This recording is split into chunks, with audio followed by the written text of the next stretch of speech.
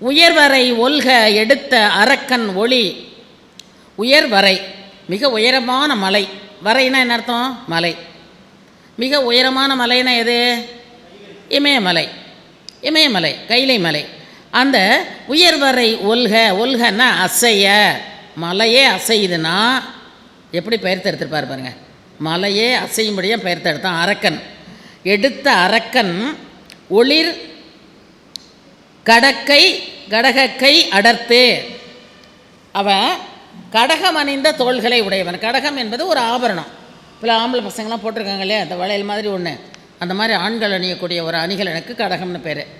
கடகம் அணிந்த கையினை உடைய அவர் அடர்த்து அயலடி பிச்சையோடு ஐய. அந்த இறைவன் தான் இமயமலையை அரக்கன் பெயர்த்து எடுத்தான் இல்லையா, அதை அவனே அசைந்து விழும்படியாக என்ன செய்கிறான், அந்த மலையை தனது கால் நகங்களால் நசுக்கனான், வச்சு அப்படியே அழுத்தினான். நசுக்கிறது இல்லை, நசுக்கிறதுனா லேசாக அழுத்தினான் நம்ம. ஆகையினால அவனுடைய கடகக்கை அடர்த்து அயலிடி பிச்சையோடு ஐய. பக்கத்தில் கொடுக்குறவங்க சாப்பாடெல்லாம் இதில் முதல் நீங்கள் பிச்சை இடும்போது இறைவன் தார்காவனத்து மகள், தார்காவனத்து முனிவருடைய மகள் கையால் பிச்சை ஏற்றானா. முதல்ல தார்காவனத்து முனிவர், தார்காவனம்னா காடு, அந்த காட்டில் உள்ள முனிவர்களுடைய மகள் கையால் தான் இறைவன் பிச்சை ஏற்றானா முதல்ல. அடுத்ததாக இங்கே போய் ஒவ்வொரு ஊராக போய் பிச்சை எடுக்கிறாரு. அயலிடி பிச்சையோடு ஐய மலர்தலை ஒன்று மலர்தலை என்று அடி போற்றி வயல் விரி நீல நெடுங்கனிபாகம் ஆயவன்.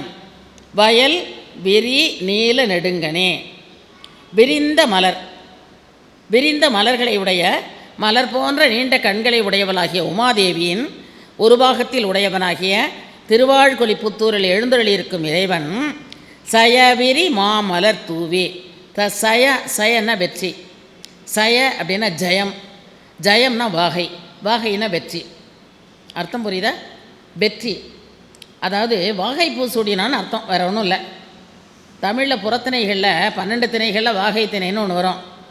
ஒவ்வொரு திணையிலையும் அரசன் போர் செய்யும்போது என்ன செய்வான், வெற்றி வீரன் வெற்றி பூ சூடுவான், கரந்தை வீரன் அவனை எதிர்த்து வரும்போது கரந்தை பூ சூடுவான், தன்னை வணங்காதவர் மேற் போர் தொடுத்து செய்தல் வஞ்சி வீரன், எதிர்த்து நின்று ஊன்றுதல் காஞ்சி திணை. ஒவ்வொரு திணையிலும் ஒவ்வொரு பூ சுடுதல் மரபு. இந்த 12 திணை வரும். ஆக வாகை என்பது ஒரு பூ. 2 பேரும் வேந்தர்களும் அதிரப்பொருவது தும்பைன்னு சொல்லுவாங்க. 2 பேரும் ஒரு இடத்த தேர்ந்தெடுத்துட்டு நீ வா நானும் வா, சேரனே வா சோழனே வா, நம்ம ஒரு இடத்த தேர்ந்தெடுத்துக்கலாம். 2 பேரும் சேர்ந்து சண்டை போடுவோம். அதிரப்பொருவது தும்பை. அப்போ தும்பை பூ சூடுவார்கள். அதில் யார் வெற்றி பெறுவார்களோ வாகை சூடுவார்கள். இப்படி 12 திணைகளில் ஒவ்வொரு திணைக்கும் ஒரு பூ உண்டு. அதே மாதிரி இங்கே வாகை சய என்பது வாகை, வாகை பூ சூடி சயவிரி மாமலர் தூவி சாழ் சடை அடையான் அடி சேர்வம். இறைவனுடைய திருவடியை ஒரு இடத்துல தாள்னு சொல்கிறாரு, இன்னொரு இடத்துல திருவடின்னு சொல்கிறாரு, இன்னொரு இடத்துல சேவடி சேர்வம்னு சொல்கிறாரு, இன்னொரு இடத்துல அடி சேர்வம். முக்கால்வாசி அடின்னு வருது. சில இடங்களில் தாழ் சேர்வம்னு சொல்கிறார்.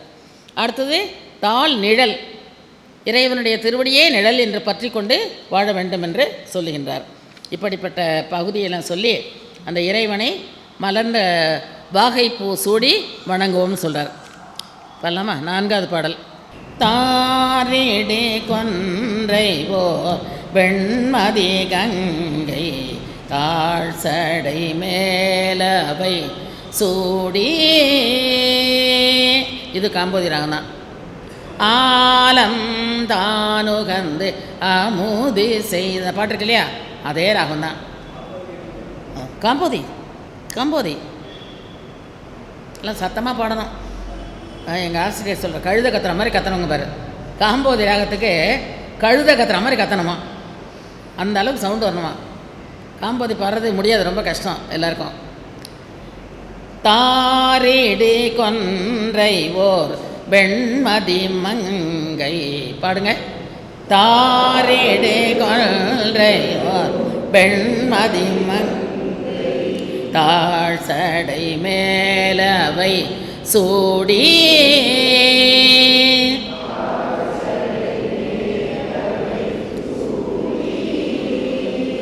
ஊரே ஊரிடு பிச்சைக்குள் செல்வமும் செல்வம் உண்டே என்று பல கூறே என்று பல கூறே வாரிடுமென் மூலை மாதொரு பாகம்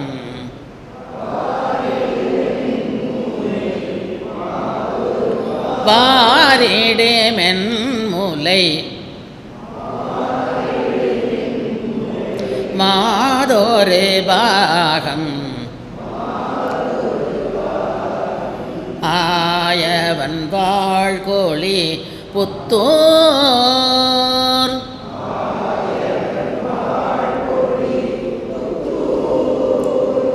காரிடு மாமலர்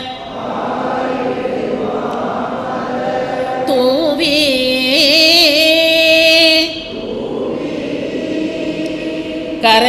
கரைமிடற்றானடி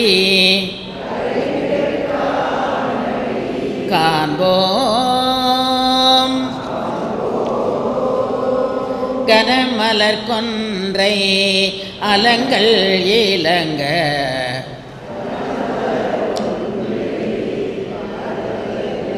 கனமலர் கொன்றை அலங்கள் இலங்க காதில் ஒரு வெண்குழையோடு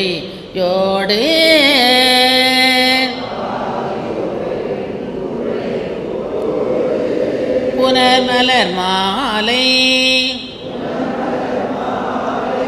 புனைந்தூர் புகுதே என்றே பல கூறி வனமுலை மாமலை மங்கையோர் பாகம் ஆயவன் வாழ்கோலே புத்தூர் இனமலர் ஏய்ந்தன தூவி எம்பெருமானடி சேர்வோம். அடுத்தது பாடுங்க.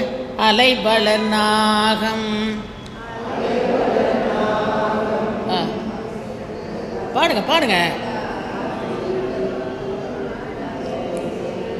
சேர்ந்த மாதிரி பாடுங்க, சேர்ந்த மாதிரி.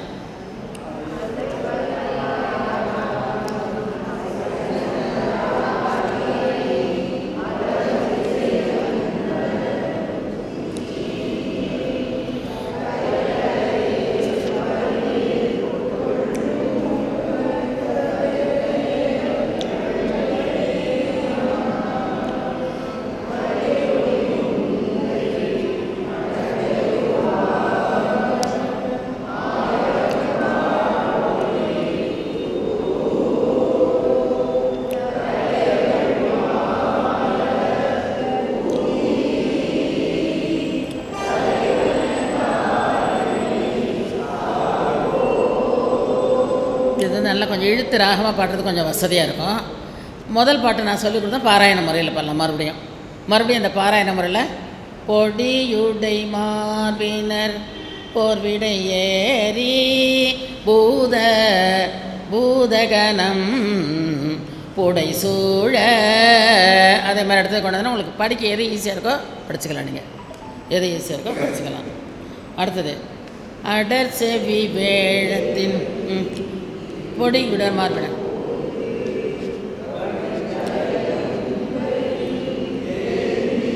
பொடி உடை மார்பினர் போர்விடை ஏறி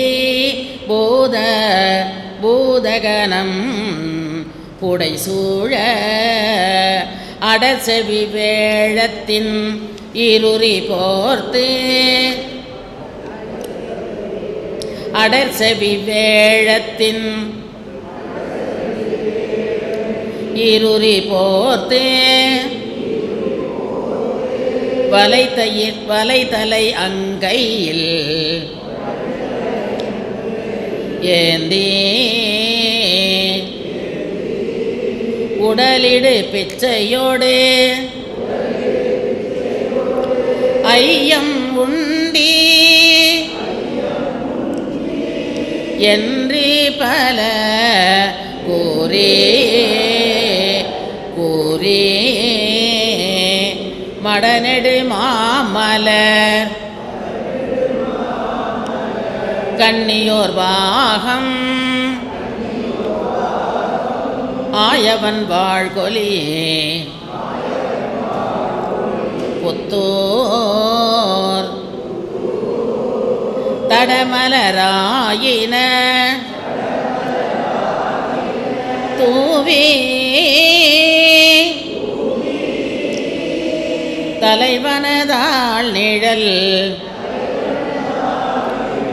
சார்வோம் உயர்வரை ஒல்க எடுத்த அரக்கன் ஒளிர்கடகத்தை கடகக்கை ஒளிர்கடகக்கை அடர்த்து அயலிடு பிச்சையோடு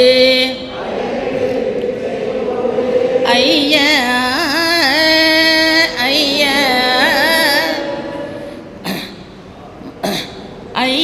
ஐயம் அந்த இடத்துல ஐயம்னு வந்திருக்கிறதுனால ஐயம் ஆர்தலை ஒன் என்றடி போற்றி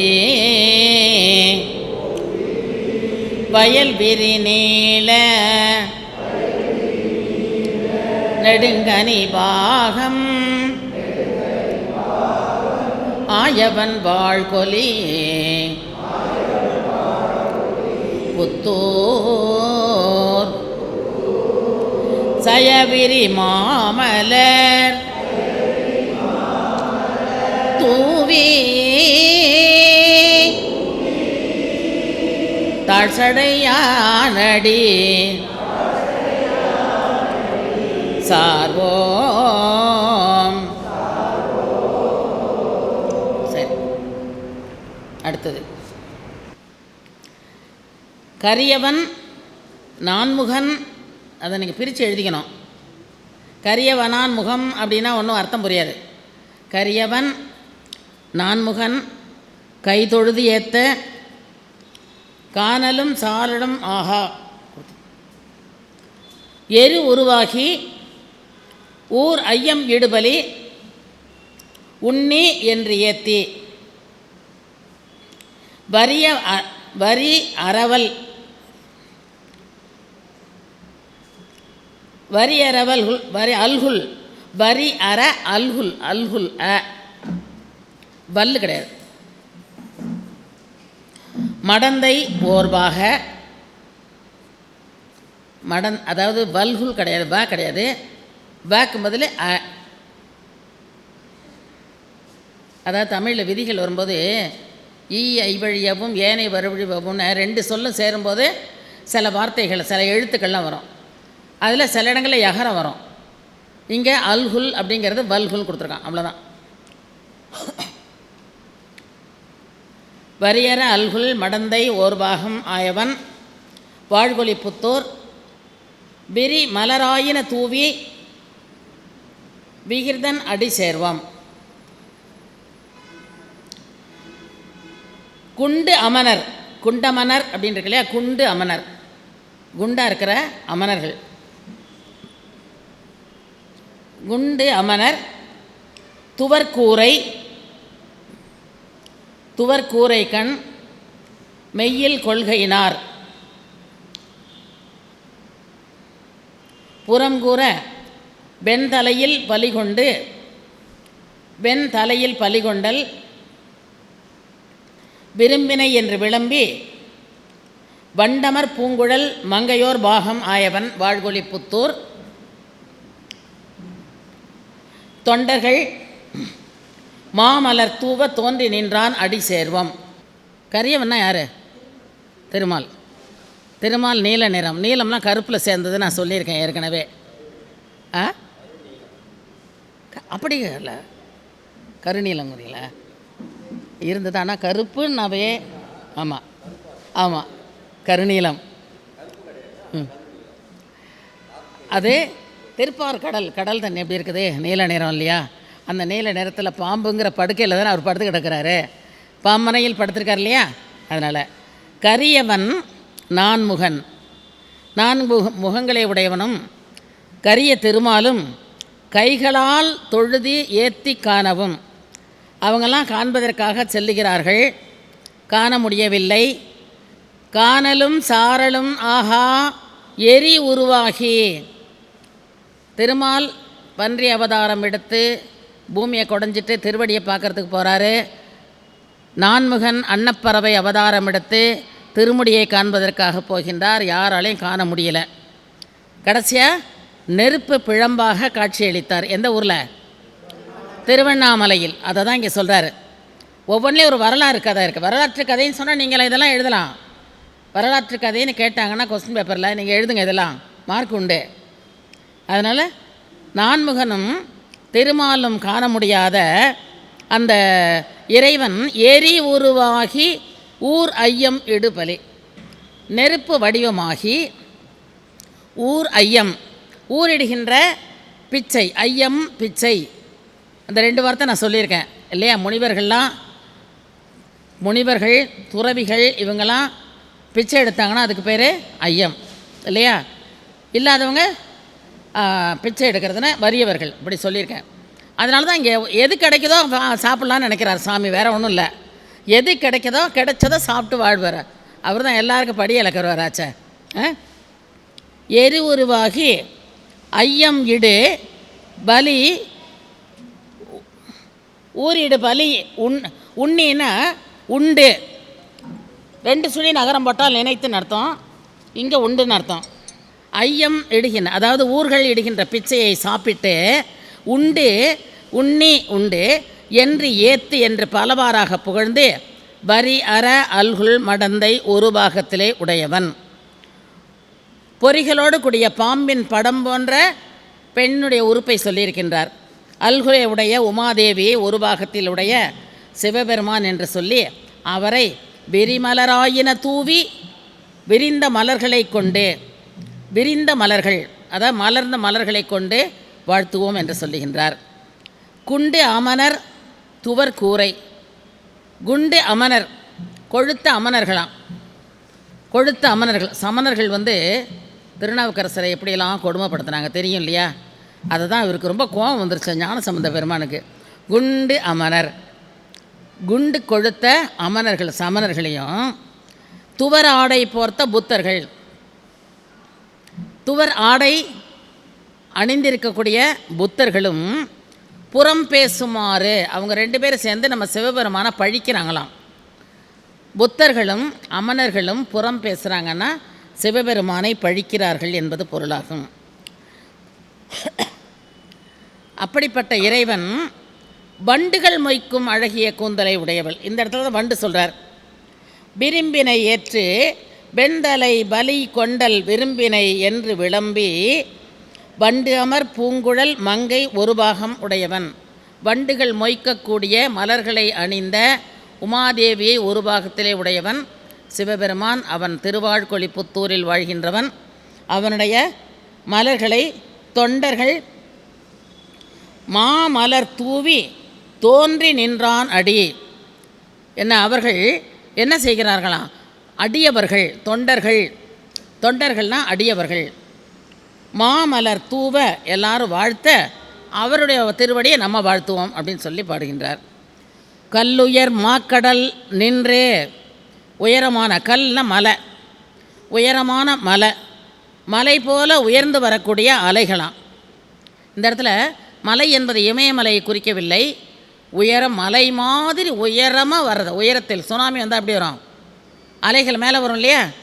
மலை மாதிரி வரும்ல சுனாமி வந்தால். சுனாமி வரும்போது மலை மாதிரி அலைகள் வரும் கடலில். ஆகையினால கல் உயர் மாக்கடல் நின்று முழங்கும் கரை பொறு காழியம் மூதூர். சீர்காழியை சொல்கிறார் இந்த இடத்துல. சீர்காழியில் சீர்காழியில் அலை மோதக்கூடிய பெரிய பெரிய அலைகள் வைந்து பாயக்கூடிய இடம்னா சீர்காழியா.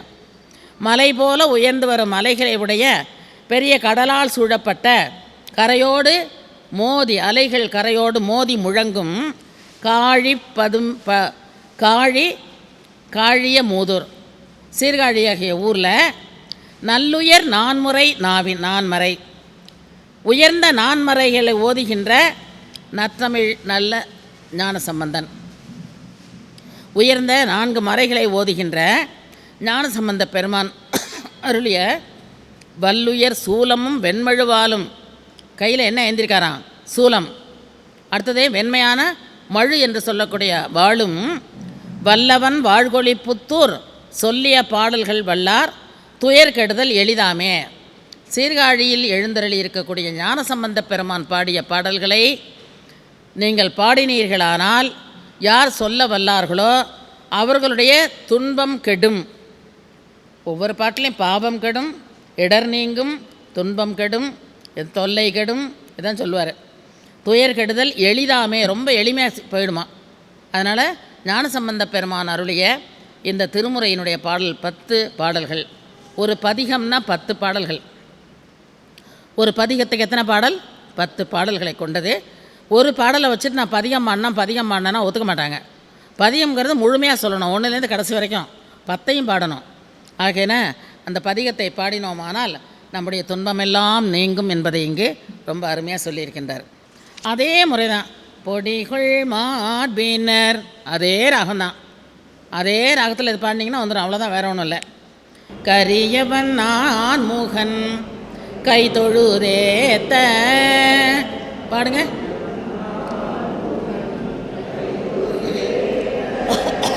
கரியவன் நான் முகன்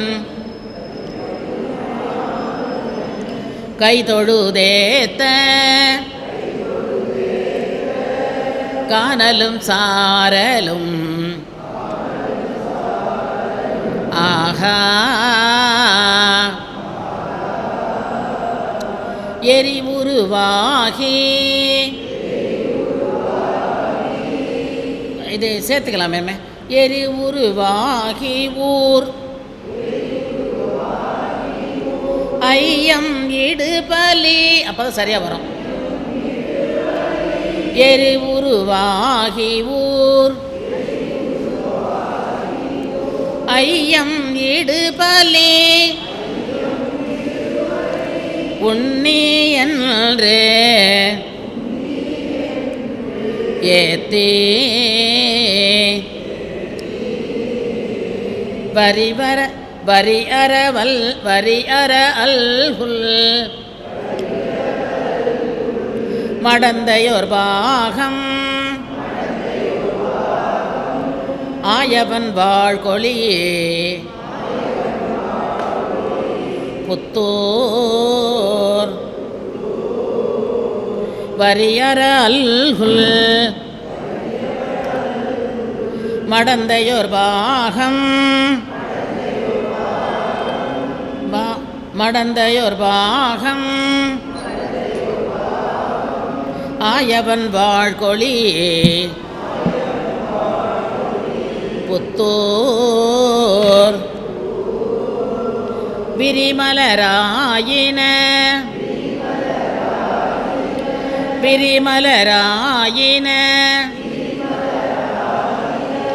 தூவி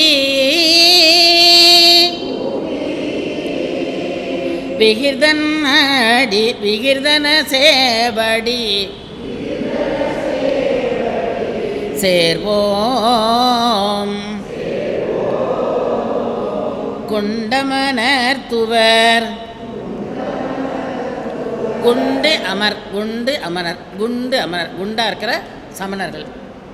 அவங்களாம் நிறைய வெண்ணெயெல்லாம் சாப்பிடுவாங்க, அதனால் குண்டாக இருப்பாங்க நினைக்கிறேன். குண்டு அமரர் குண்டமனர் துவர் கூரைகண்மையில் கொள்கையினார் புறம் கூற வெண்தலையில் வலி கொண்டல் விரும்பினை என்றே விளம்பே வண்டமர் பூங்குழல் மங்கையோர் பாகம் வண்டமர் பூங்குழல் மங்கையோர் பாகம் ஆயவன் வாழ்கோழி புத்தோர் தொண்டர்கள் மாமலர் தூவ தொண்டர்கள் மாமலர் தூவ தோன்றி நின்றானடி சேர்வோம் கல்லுயர் மாக்கடல் நின்று முழங்கும் கரை பொறு காழிய மூதூர் நல்லுயர் நான்மறை நாவில் நற்றமிழ் ஞான சம்பந்தன் வல்லுயர் சூலமும் வெண்மழு வாழும் வெண்மழு வால் இல்லை, வால்னா குரங்குக்கு இருக்கிற வால். வாழ் இல் அழுத்தமாக சொல்லணும். வெண்மழு வாழ் வல்லுயர் சூலமும் வெண்மழு வாழும் வல்லவன் வாழ்கோலே புத்தோர் சொல்லிய பாடல்கள் வல்லார் துயர்கெடுதல் எளிதாமே துயர்கெடுதல் எளிதாமே எளிதாமே. கடைசி அப்படி தான் முடிக்கணும். அப்படி முடித்தாதான் அந்த காம்பதியில் வரும். கடைசி பாரி அப்படி தான். சேர்வோம் சேர்வோம் எல்லா இடத்துலையும் சார்வோம் எளிதாமே அப்படி தான் முடிக்கணும்.